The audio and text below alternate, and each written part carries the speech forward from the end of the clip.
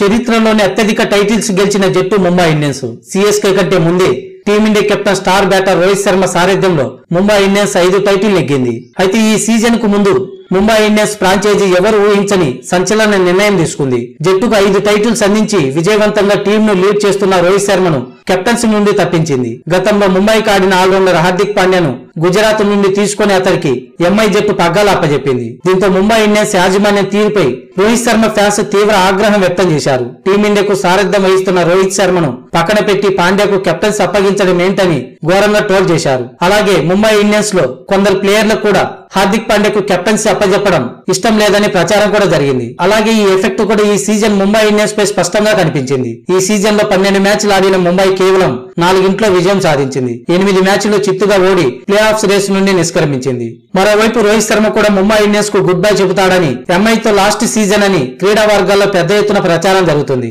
ఈ క్రమంలో రోహిత్ శర్మ కోల్కతా మ్యాచ్ కు ముందు తాను చేసిన వ్యాఖ్యలు వైరల్ అవుతున్నాయి. కోల్కతా అసిస్టెంట్ కోచ్ అభిషేక్ నాయర్ తో రోహిత్ శర్మ కొద్దిసేపు ముచ్చటించాడు. ఆ ముచ్చటలో రోహిత్ శర్మ తన బాధను వెల్లగెక్కాడు.